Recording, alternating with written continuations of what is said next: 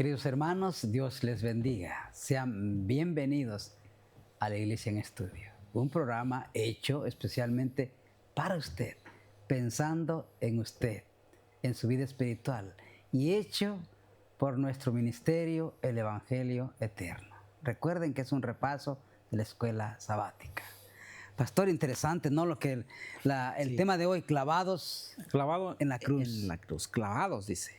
Clavados, está refiriendo Plural, algo plural. Plural. Ajá. Clavados en la cruz. ¿Sabe, pastor? Recordaba, esto me trajo cuando el Señor dijo en su palabra, al que quiera seguirme, cargue su cruz y sígame. Sí. Interesante, ¿no? Sí. Y en nuestro tema de hoy se llama clavados en la cruz. Clavados ¿Qué le parece, pastor? Vamos a invitar a los hermanos a que nos acompañen vamos a tomar en oración. Un momento. A pedir la dirección del Señor. Amén. Vamos a orar. Querido Padre y Dios, en esta hora venimos, Señor, a través de la intercesión de nuestro sumo sacerdote, el Señor Jesucristo, quien está intercediendo por las oraciones e invocaciones de cada uno de nosotros. En esta hora le agradecemos por la oportunidad que nos da de vivir un nuevo día. Sí, Señor. Y nos permite, Señor, estudiar su palabra. Que esa palabra, Señor, sea el pan nuestro de cada día, que nos da vida espiritualmente, nos da esperanza, nos da sanidad, nos da paz, nos da la felicidad y sobre todo, Señor, que nos da las fuerzas para seguir adelante. Bendice a cada uno de nuestros oyentes, Señor. Si alguno en casa o alguien que nos está escuchando tiene alguna necesidad, que usted, Señor, sea propicio a cada uno de ellos. Sí, Señor. Gracias y pedimos, Señor, que su Espíritu Santo ahora sea nuestro maestro, el que nos enseñe, el que nos redarguye, el que nos corrija, para que nosotros, como dice su palabra, hasta que el hombre de Dios sea enteramente perfecto para toda buena obra. En el nombre de Jesús. Amén. Amén. Bueno, queridos hermanos, interesante el tema de hoy, ¿no? Clavados en la cruz. Clavados en la cruz. Vemos, hermanos, que estos textos, especialmente Colosenses 2:14, suelen ser invocados erróneamente. Sí, vamos a leer el texto primero y Amén. luego vamos a estudiar un poco de qué viene hablando aquí, porque acuérdense que ya estamos leyendo el contexto de qué venía hablando, ¿verdad? De lo Amén. que estaba introduciendo en la iglesia de Colosas, falsa enseñanza. Y ahora vamos a leer el capítulo 2 de Colosenses. Por favor, 2, Colosenses, verso 15, por favor. Ok, dice, leamos Colosenses 2, 11 y 15. 2:11 primero, por favor. 2:11 al 15.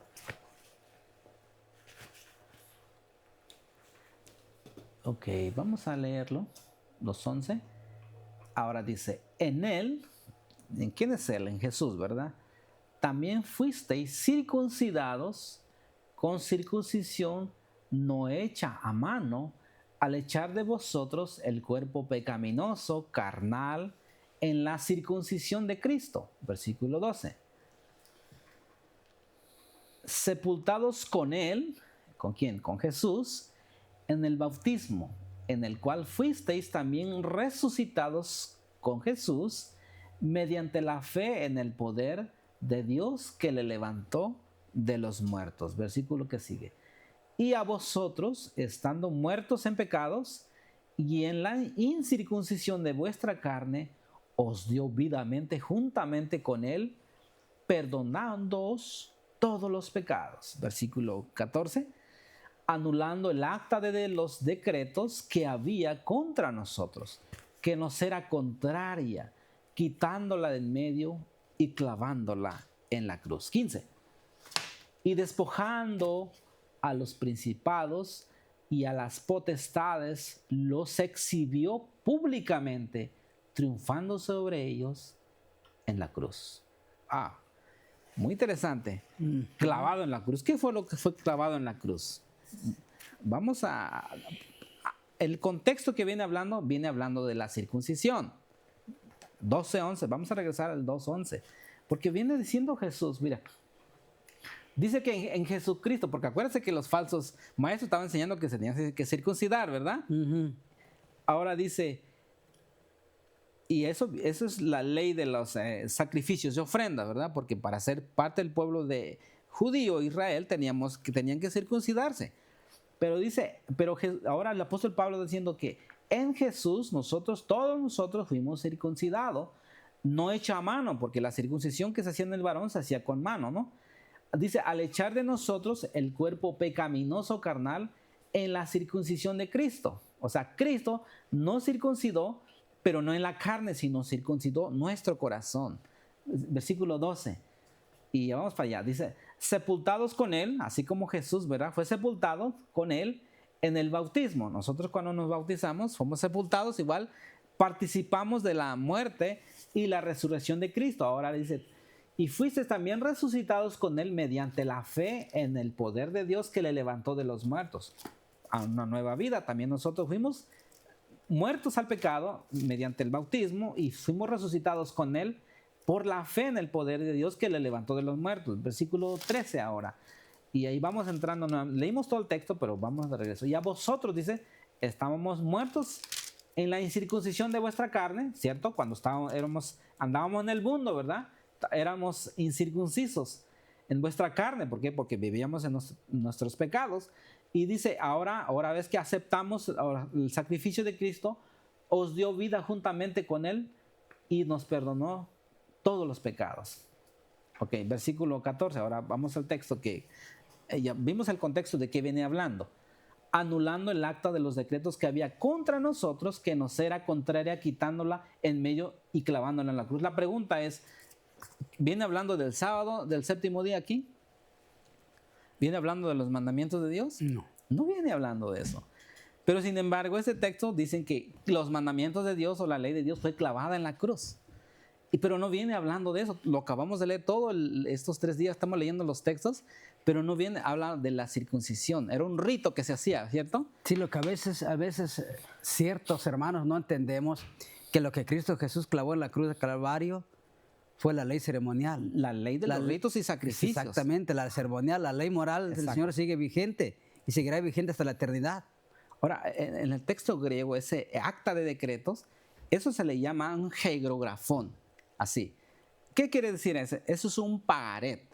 Amén. Un pagaret que era hecho a mano, ¿verdad? Era un documento legal que se comprometía a alguien a firmarlo porque tenía esa deuda que era contraria, porque mientras usted tenía una deuda con la persona, usted como deudor debía ese pagaret y había que pagarlo.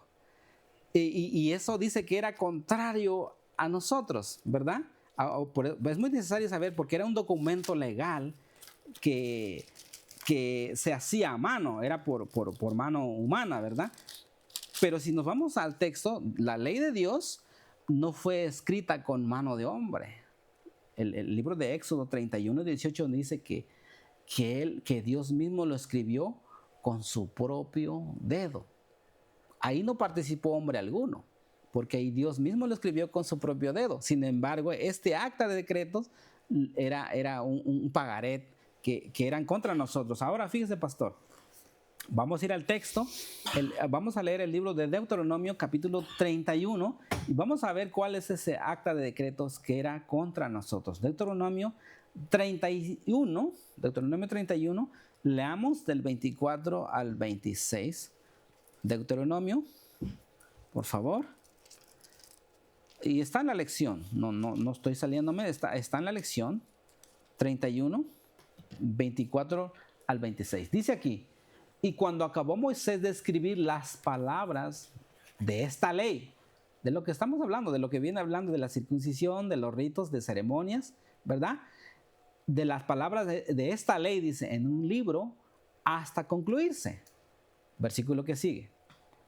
Y dio órdenes a Moisés a los levitas que llevaban el arca del pacto de Jehová, diciendo, ¿qué es lo que le dijo? Versículo 26. Tomad este libro de la ley y ponerlo al lado del arca del pacto de Jehová, vuestro Dios. Y ahí esté por testigo, ¿contra quién dice? Contra ti. Fíjese. Pero ¿por qué estaba ahí? El problema es de que, estos ritos y ceremonias tenían un cumplimiento. Estaban ahí. Porque estos no podían quitar los pecados. eran contra nosotros. Porque para perdonar sus pecados tenían que hacer el rito, ¿verdad? De los sacrificios de animales. Claro. Y presentar esos sacrificios delante de Dios para ser perdonados, pero no podían quitar los pecados, sino simplemente tenían que hacerlo, pero era contra nosotros. Ahora, en su cumplimiento estaba con Cristo, porque una vez que Cristo fue crucificado, ahora esto tuvo su cumplimiento, se acabó. Y ahí no es necesidad de circuncidarse, y ahí no hay necesidad de sacrificar animales para el perdón de nuestros pecados. Fíjese, pastor, muy interesante, porque el libro de Hebreos nos habla de este rito de ceremonia. Vamos a Hebreos nuevamente, vamos a Hebreos ahora, en el capítulo 10. Me estoy tomando un poquito de tiempo. En el capítulo 9 y en el capítulo 10 se encuentra con una sola ofrenda, un solo sacrificio. Sí, el libro de Hebreos 10, 1 al 6 dice: porque la ley, teniendo la sombra de los bienes venideros, no a la imagen misma de las cosas, nunca puede, dice, las cosas nunca puede. Por los mismos sacrificios que se ofrecen continuamente cada año hacen perfectos a los que se acercan. Versículo 2, por favor. Dice: de otra manera cesarían de ofrecerse, pues los que tributan en este culto, limpios una vez, no tendrían ya más conciencia de pecado. Versículo 3 dice: pero en estos sacrificios cada año se hace memoria de los pecados. Versículo 4: porque la sangre de los toros, dice, y los machos cabríos no pueden quitar los pecados. Por eso era en contra de nosotros, porque aún todos sus sacrificios no podían quitar los pecados. Versículo que sigue, 5 ahora, por favor. Dice: por lo cual entrando en el mundo, dice, sacrificios y ofrendas no quisiste, más me preparaste cuerpo. Y terminamos con el 6, dice: holocausto y expiaciones por el pecado no te agradaron. O sea que Jesucristo, cuando vino a derramar su sangre, se cumplió, se terminó el sistema o el ritual de sacrificios y ofrendas. Ese es el jerógrafón, es el pagaret que había contra nosotros. Pastor, pero en Hebreos capítulo 9, sí, adelante. Versículo 12 dice: y no por sangre de machos cabríos ni de becerros, mas por su propia sangre entró en una sola vez en el santuario, habiendo obtenido eterna redención. Versículo 13: porque si la sangre de los toros y de los machos cabríos y las cenizas de una becerra rociadas a los inmundos santifican para la purificación de la carne, cuánto más la sangre de Cristo, el cual mediante el Espíritu eterno se ofreció a sí mismo sin mancha a Dios. Sí. Limpiará vuestra conciencia de obras muertas para que sirváis al Dios vivo. Amén. Exacto. Todo lo que estamos leyendo no está hablando de los 10 mandamientos. Aquí no hemos visto nada. No estamos hablando del sábado, el séptimo día. Estamos hablando de la ley ritual, de ritos y ceremonias. De eso viene hablando. Eso fue lo que Cristo clavó en la cruz, porque en Jesús se cumplió, ¿verdad? Y hay muchos textos que podemos usar, pero este es uno de los textos, digo, en aclaración, para que veamos. Pastor, sé que el tiempo nos va ganando, pero mire, para aclarar un poco más acerca de los hermanos que dicen que no, que el sábado quedó clavado en la cruz de Calvario, no, miren. En Isaías 66, versículo 23, Isaías 66, versículo 23. Déjalo busco rapidito, 63. Ahí está, gracias hermanos. Y de mes en mes, y de día de reposo en día de reposo, vendrán todos a adorar delante de mí, dijo Jehová. Vemos, hermanos, que este texto lo está comprobando que en el nuevo cielo, la nueva tierra, la ley de Dios, la ley moral de Dios sigue vigente y seguirá vigente por toda la eternidad. Pero mire, pastor, lo que dice el don profético. Sí, adelante, pastor. Dice: el sábado pasamos un día magnífico, glorioso, que hizo que nos regocijáramos y glorificáramos a Dios por su extraordinaria bondad hacia nosotros. Dice: fui arrebatada en visión, dice Elena G. de Guay. Vi que percibíamos y comprendíamos escasamente la importancia del sábado.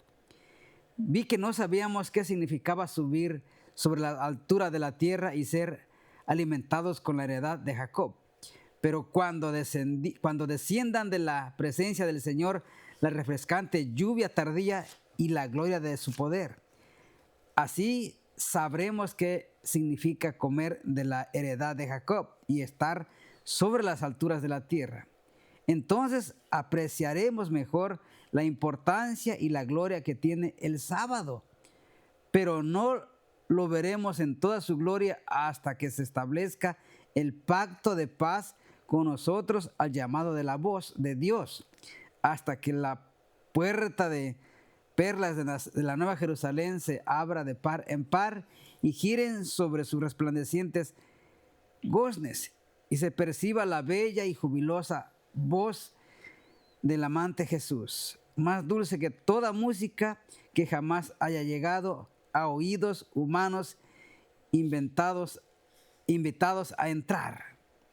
Sigue diciendo, vi que teníamos absoluto derecho de entrar en la ciudad porque habíamos guardado los mandamientos de Dios y el cielo. Y el hermoso cielo es nuestro hogar. Amén. Wow, qué bonito.